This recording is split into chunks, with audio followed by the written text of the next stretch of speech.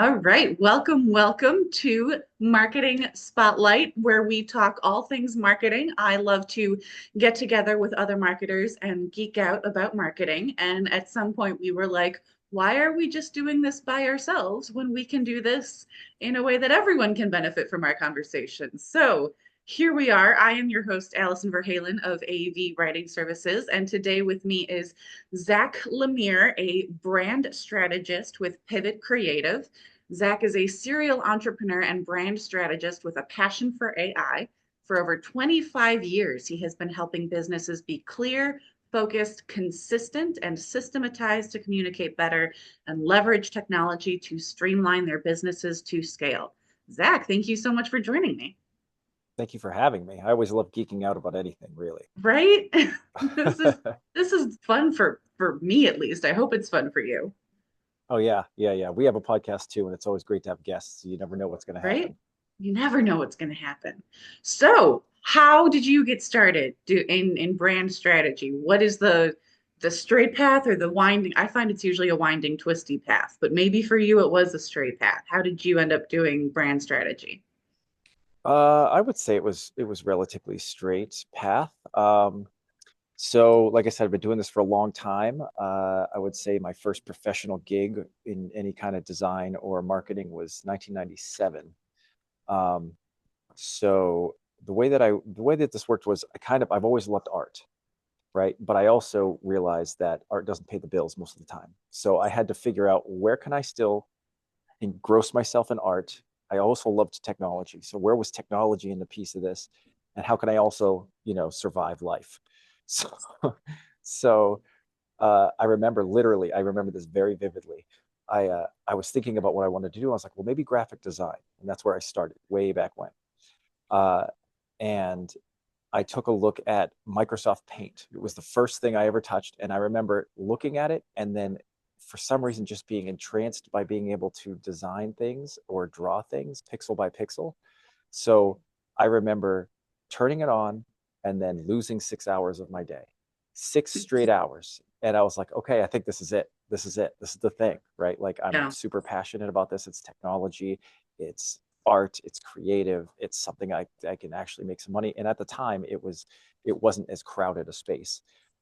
So it was like, all right, this is definitely something I should look into.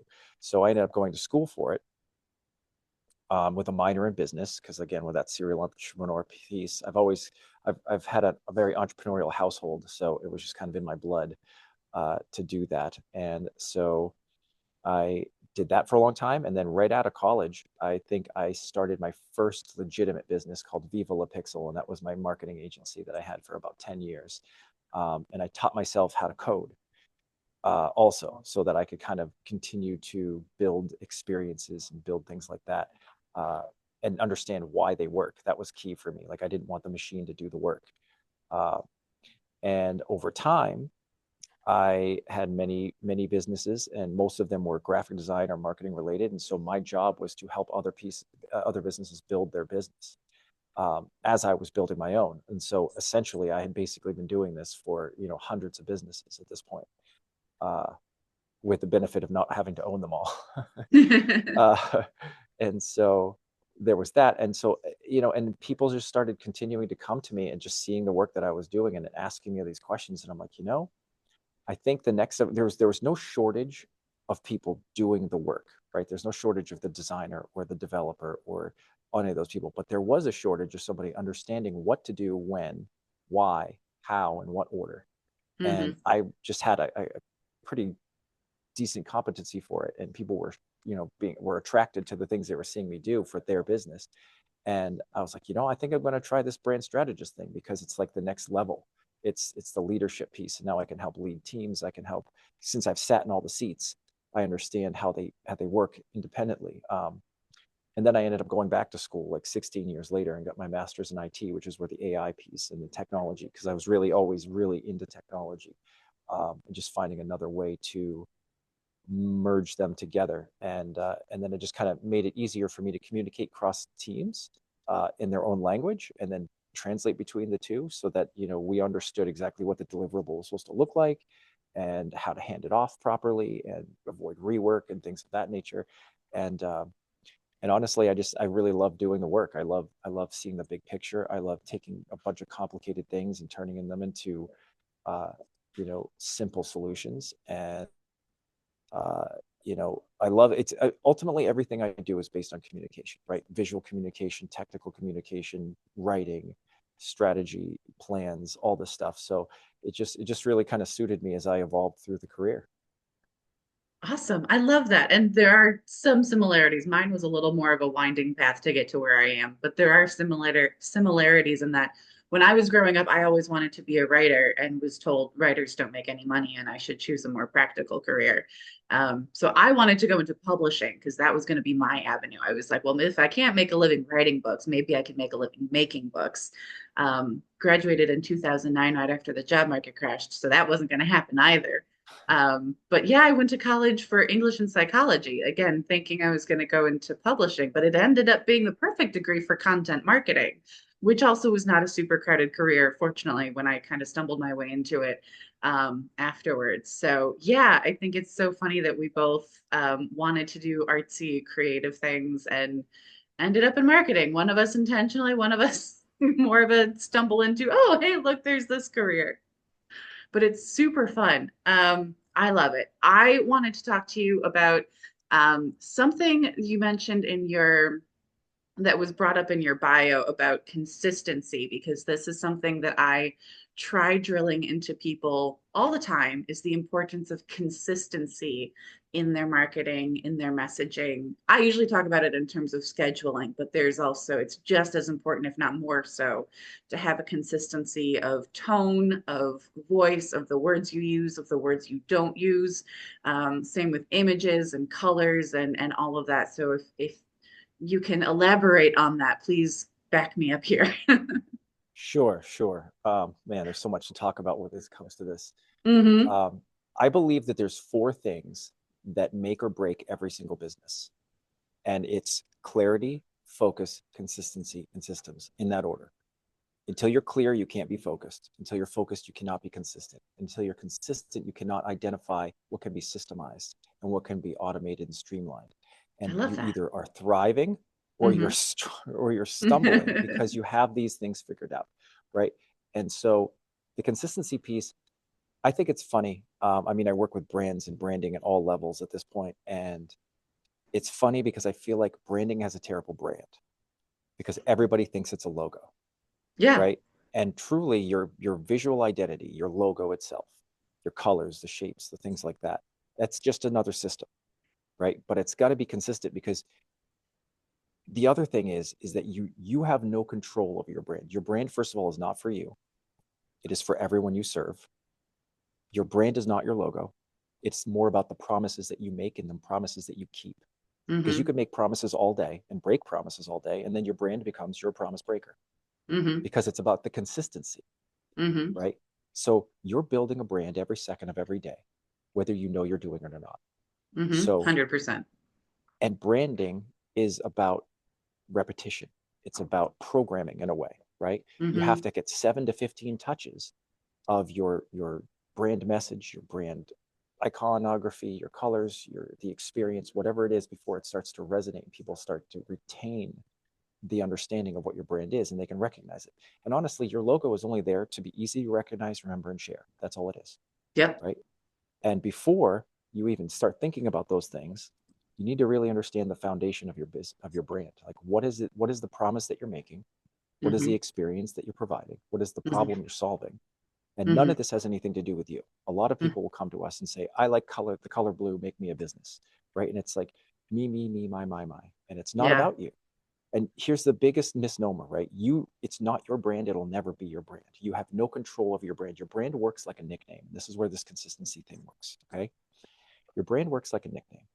How you show up every day is how a nickname is developed, right? You can't choose your own nickname. If you show up every day at school as the smelly kid, you become the smelly person. If you're the jerk, you're the jerk. If you're the nice person, you're the nice person. If you're excellent at sports consistently, you're excellent, you're the sports guy, right? That becomes your brand.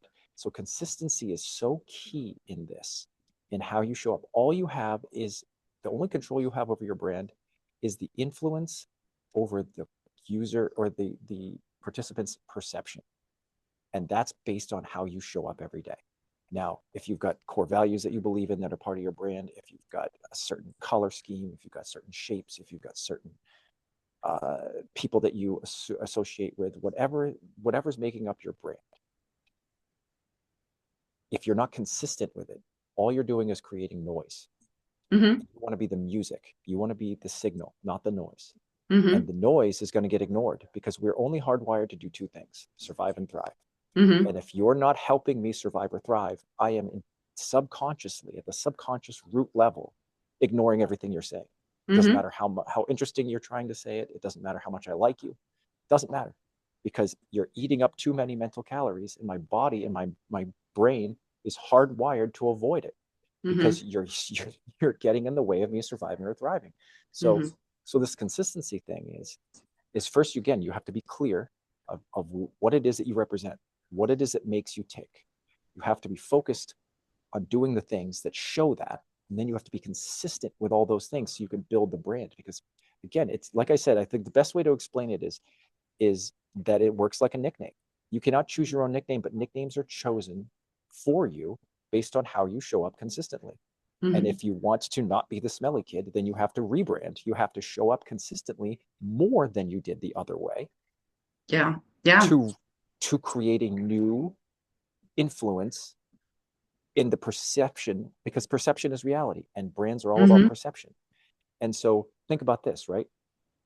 If Microsoft bought Apple tomorrow and they said, you know what, we're going to put Windows in all of the iPhones, you throw your iPhone in the trash. And why is that? Because the promise of the experience and the value that you bought into for decades with the Apple products that they've been consistent about, it Mm-hmm. just works. It's simple, it's elegant, it's fast, it's powerful, it's easy to use, Mm-hmm.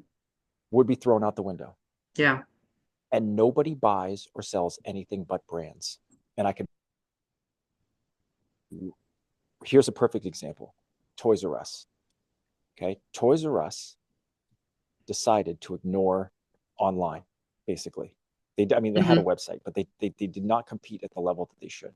And instead of competing where everyone was trying to compete and be, and evolve, what happened was they decided, you know what we need next to all these Lego sets? Cribs and diapers. Let's do Babies R Us and Kids R Us. Let's dilute the brand as much possible and just see what Yeah. happens. And they diluted the brand. And then what happened? They went bankrupt. But here's the Mm-hmm. key. Here's the point. Macy's bought Toys R Us after they lost everything. They had no assets, they had no infrastructure, they had no inventory, they had nothing. All they had was the equity of their brand. And because of the relationship and the promise that Toys R Us and Jeffrey made with all the Toys R Us kids over the generations, Mm-hmm. that's why they purchased it. There's no other reason, because they had nothing. They had nothing Mm-hmm. but the equity of the brand and the relationship that they built over time through consistency. And now they have pop-up stores in different Macy's, and it's actually pretty smart, because I would never really normally shop at a Macy's, but I'll go into her now because I want to see Jeffrey and give him a high five and see what's up, you know, because I'm a Toys R Us kid, and that Yeah. means something. And that's done through consistency, consistent promise making. You'll find this monster place full of all the toys you could ever want. It's going to be fun. It's a destination that every child wants to go to. You get to try out all the video games, at least back in the day, Mm-hmm. and do all the things. And that promise was made consistently until they started to dilute the brand and start going with Mm-hmm. Kids R Us, Babies R Us, selling clothes and diapers. And, I get it. Somebody on the boardroom said, hey, you know what? Kids are kids, right? We're all, no, you should have doubled down on the thing that made you one of the most powerful toy stores in the world. Mm-hmm. As KB's Toys and all these other toy stores were going under, that you had this relationship. And the point is, again, is through consistency they built a brand that meant something to people. And even though they lost everything and they fundamentally destroyed their business, they were still worth something to someone, and they still got purchased after they went bankrupt. Happened again 100%. too. Yeah. Yeah, and it happened again too with Bed Bath and Beyond. Mm-hmm. Overstock.com bought them and then just started shoving all their overstock stuff into Bed Bath and Beyond. But Bed Bath and Beyond went bankrupt. They had nothing either, but Yeah. a brand everyone recognizes, remembers, and shares. Mm-hmm. And so it's consistency. Consistency is the way. And it just works with everything. It works with everything in your life. You want to be physically fit. You got to show up every day and you got to do the work. You got to Mm-hmm. be consistent. You got to put in the reps, so to speak. Mm-hmm. Um, so that's my speech about consistency. I love that. Yeah. And obviously I agree 100% with everything you said. One thing that stood out to me that you were talking about is the fact that you don't really control your brand. It's what other people say about you, which is kind of similar to something I like to get at when I'm talking to my clients, because as a writer, I would love it if clients would give me their brand voice guidelines. And every once in a while I get someone who does, and it's like, great, I can take this and run with it. But when I work with a lot of solopreneurs and small business owners and people who are just starting to grow, I get a lot of blank stares and brand voice, what now? I go, okay, we have to start from the beginning. And one of the things I always ask is, how do you want people to feel about your brand? Because that's everything that you were saying comes back to, how do I feel about it? And I love that you talked about the fact that you were a Toys R Us kid. That is an identity that they just invented. That Mhm. wasn't a thing until Toys R Us decided it's a thing. But now it's something that even as adults, we latch onto because, yeah, we grew up with that. It became part of our identity. So we feel very strongly about those things. So it's super powerful, but it's also really tricky because it's really hard to reverse engineer a feeling. So I Mhm. wonder if you have any tips on that. How do you approach that, the hardest and yet most important part of brand strategy? Well, every single day we interact with probably at least 100 brands every Mm-hmm. day, right? And when you have brand awareness, it gets to brand retention, which then leads to brand advocacy and loyalty. That's the fun, right?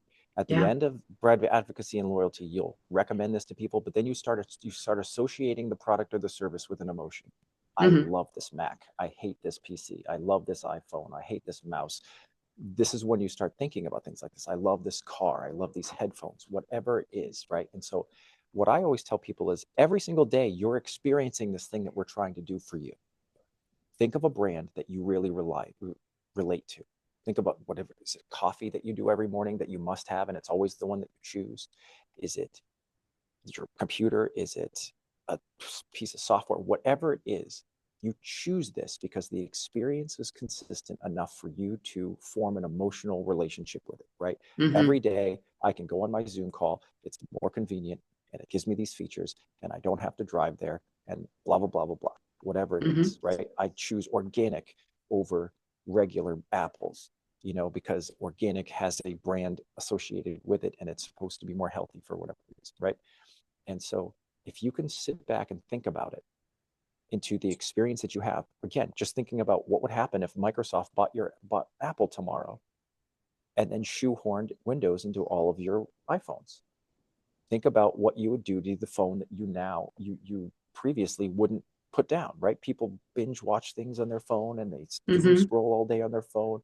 But Mm-hmm. all the different ways that the iPhone has pioneered, the user experience and Mm-hmm. trying to make it as so simple that it's taken away almost all the buttons and replaced it with infinite possible button possibilities, but at the same time making it so easy with gestures and things like that, right? Like, and as many times as Microsoft has tried to copy them, they have never been able to do it, Mm-hmm. right? The Zune, that's a perfect example. They tried to make the MP3 player, but they couldn't do it. Yeah. The Windows Phone did not work well either. They have Surface tablets and they're okay, but it's not an iPad, right? Yeah. And and and so if you can think about the way that you interact with brands every single day, what's a brand that you absolutely love and you couldn't live without and you would be devastated if it left? Think Mm-hmm. about that and then start trying to reverse engineer, how can we do this, right? Because like I said before, you you don't really have control over your brand. Mm-hmm. It's the perception of everyone else's experience with your brand. So all you have the power over is the influence you have over their perception. And the only way to do that is to show up consistently, figure out what promise you're going to make. Mm-hmm. What is the brand promise that you have? What promise? So like for example, on a Mac, it's easy to use and it's powerful. It's not cheap, Mm-hmm. but it's $1 trillion company for a reason. right? And that despite whatever the economy says, despite whatever people's opinions about it, and it's very polarized, right? They had a whole series of commercials, right? I'm a Mac or I'm a PC. Like it's Yeah, very polarizing, right? it And is. so there's you either I love Mac or I hate Mac, I love PC or I hate PC. I'm one of those people because I'm a technology nerd. I love all of them, and I find Mm-hmm. that each one of them has their purpose for sure. Mm-hmm. Like Macs are very closed systems. So as somebody who likes to hack things and toy around with things, I don't have as much freedom Mm-hmm. as I would with a PC. I couldn't build it from scratch, for example. So, but that's part of their brand, right? And so again, just think about what brands you love and Mm-hmm. really start to be mindful of the experience that you're having with these brands, whatever it is. It could be as simple as the coffee you're drinking. It could be as complicated as the computer you're using. It could be your insurance carrier, right? Whatever it is, how are they interacting with you consistently? How does that make you feel? Mm-hmm. Why are you feeling that way? And then figure out what your promise is and keep it, because your brand is nothing more than the promise you keep. You can make as many promises as you want, but if you keep none of them, it does not matter. Because again, right, the influence, you make a bunch of promises, you break those promises, your brand became your promise breaker, Mm-hmm. because that's the only thing you did that was consistent. And that's the only Yeah. thing people can rely on. They're like, oh, well, no, now I don't trust this brand because all they've ever done is break promises, Mm-hmm. with the Yeah. exception of, and the thing is, like with the Apple product, and I'm just saying that because I'm looking at my Mac right now, but with an Apple product, you know, despite the leadership changeover, despite the economy, despite technology changes, despite whether they want to do their own chips or use Intel chips, they've always been able to have a consistent experience. Mm-hmm. And that's the promise that they're keeping. And it doesn't Mm-hmm. matter who's leading the helm, as much as long as you can understand what promise people are buying, because that's all Mm-hmm. they're buying. They're buying the promise you're making. Mm-hmm. It's not your logo. Your logo Yeah. just makes it easy to remember and Mm-hmm. recognize and share. That's all that's for. And if there's lots of people out there, there's lots of business out there with tons and tons of success and garbage logos. And there's people out there with gorgeous logos that mean nothing, communicate nothing, Mm-hmm. and have a terrible business because they Mm-hmm. don't even know what promise they're making and they're certainly not keeping it. Mm-hmm. 100%. I think that is an excellent place to end this, even though I could talk about this all day long. I will let you go. Thank you so much for chatting with me. If people want to further this conversation with you, where can they find you online and or in person? Well, you can always take a look at our website, pivotcreative.com. You can always find me on LinkedIn. It's Zachary Lemire, ZACHARY LEMEAR. Uh, and yeah, you can always just direct message me if you've got questions about branding, if you have questions about things that we talked about on this. I'm happy to, engage and talk more about it, because I could talk shop and do this all day long. Awesome. And I am your host, Alison Verhalen of AV Writing Services. AV as in my initials, Alison Verhalen. And you can check me out at info@avwritingservices.com. My website is avwritingservices.com. I'm also on LinkedIn quite a bit. I think I'm the only Alison Verhalen on there. And YouTube, Alison Verhalen Content Marketer. Zach, thank you so much for joining me. Thank you to those of you watching and listening, and we will see you next time.